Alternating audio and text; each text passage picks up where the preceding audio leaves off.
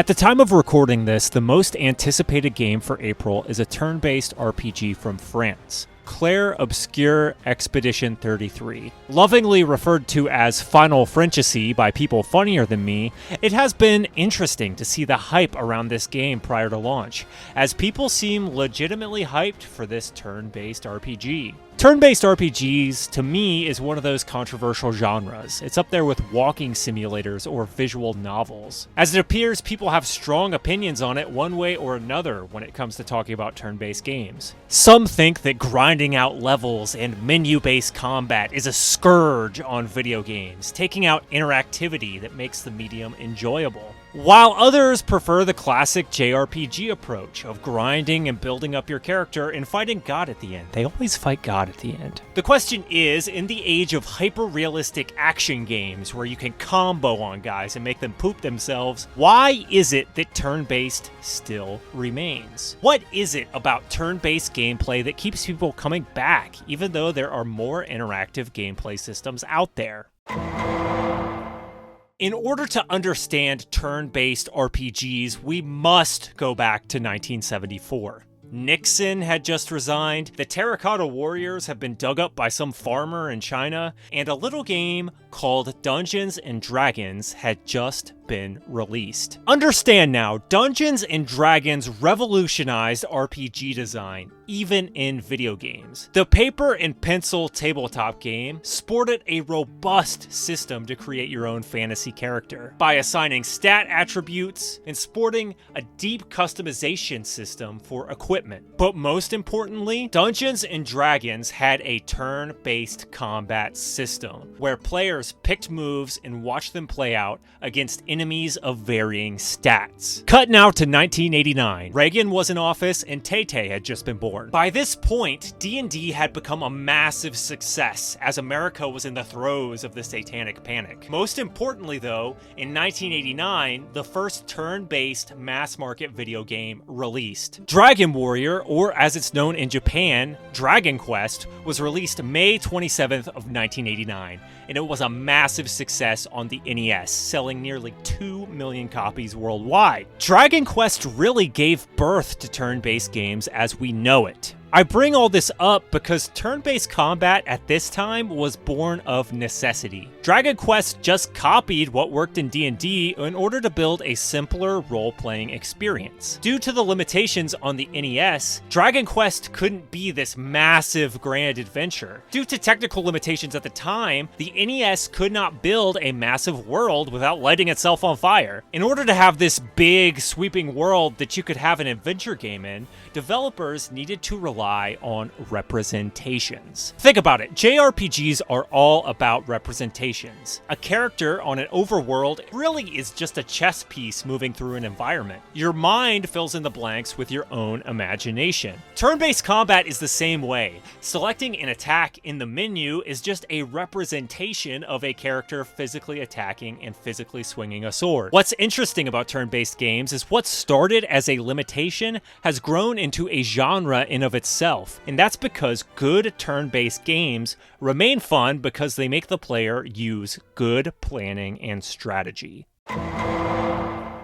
I want to show you a meme, like Peepaw printing off memes for his friends. But the other day I saw this meme. Turn-based RPG fans be like, damn, this battle's getting intense. And I love how stupid this is. But what this meme also illustrates is, for some reason, turn-based RPGs have a bad reputation. And I kinda get it. To someone who doesn't know the genre, they do look pretty bland. To an outsider, it appears you're just sitting in a menu selecting attacks until you win. But the thing is, truly great turn-based RPGs go beyond just menu-based combat to make it a more active experience. Let's break this down. Let's look at the combat in one of my favorite games, Final Fantasy VII. One of the many things I love about Final Fantasy VII is that everybody takes their turn at the same time. It's what's called an active battle system, so you're selecting your attacks and getting attacked back all at once. You have to plan your turns under fire. This adds urgency to the combat where you are an active participant, while still keeping that strategic turn-based element. Essentially, what you're doing here is queuing up moves to happen, but there still remains consequence in combat. In FF7, you can't just put the controller down, you must remain actively engaged, choosing the best course of action. Do you attack? Do you use an item? How do you counter an enemy's move or strength? You also run the risk of getting disrupted because you are getting attacked as you're selecting all this. Since everyone takes their turn at the same time, the strategy you come up with on the fly might get disrupted. A party member might get downed or be unusable due to a status effect. The combat then remains engaging because you have to plan on the fly, working around these impediments. This is part of the reason why Expedition 33 is so hyped right now. People aren't just excited to select attacks and menus, but the combat looks legitimately frenetic, where you have to time your attacks and parry, and make smart choices in the moment while you are selecting these attacks. It mixes strategy and active gameplay. And I think it's worth mentioning too, there's nothing wrong with combat where you just select something in the menu. Some of the best turn-based experiences I've ever had are the Pokemon games, where you have unlimited time to pick your perfect move and make the best choice. What people frequently miss is they feel that turn-based games mean a lack of interactivity and player feedback, when in reality, seeing the immediate feedback of your choices in a turn-based battle is extremely reactive. It might not feel as good as Kratos swinging his axe and hitting a dude, but that's really not the point. The point and the fun is watching your strategy play out after thinking about it. One of my favorite things is the Lord of the Rings trilogy. I don't have anything unique to say, and there's 1.5 billion video essays about Lord of the Rings, but the reason why I love LOTR is because it is a long journey where characters become stronger and grow as a party. Scenes like the ascent to Mount Doom hit hard because you have the entire weight of the journey behind it. But how do you do this in a video game? How can you sustainably make a journey that allows its characters to grow across a long adventure with many diverse locales? The answer is turn-based RPGs. The great turn-based RPGs typically involve a cast of diverse party members.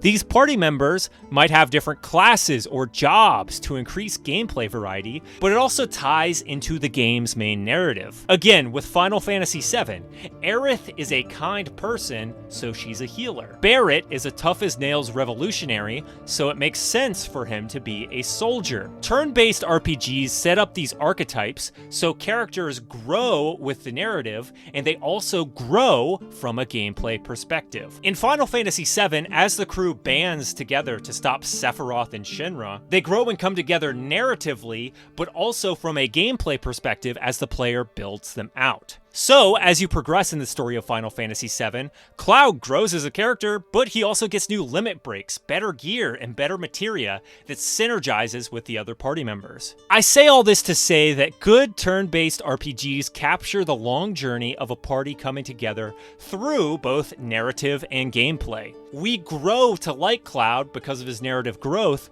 but also because he's a cool dude we put some sick equipment on, and we get to see our build wreck shit.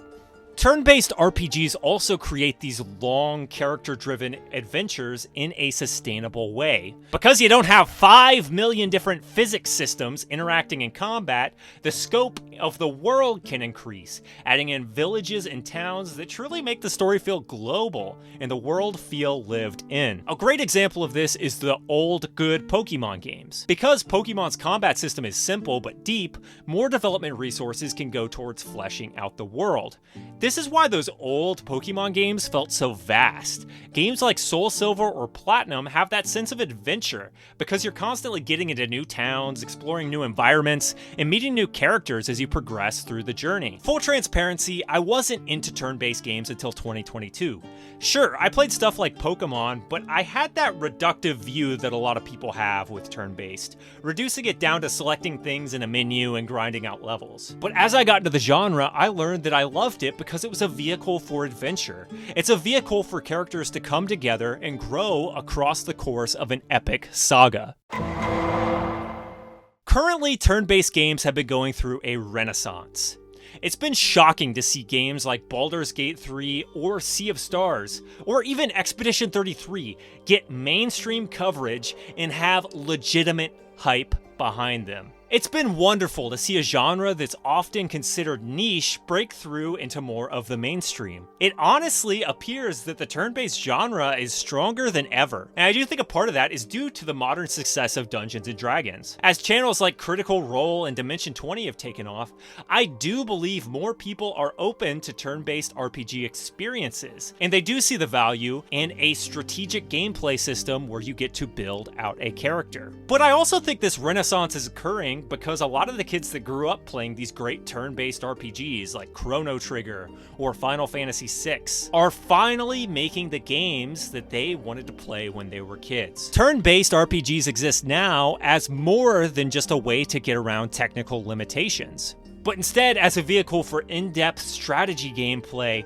and narrative adventure, and that's really what I love about turn-based. Watching a party of characters come together and grow as I give them some sick equipment to smash face.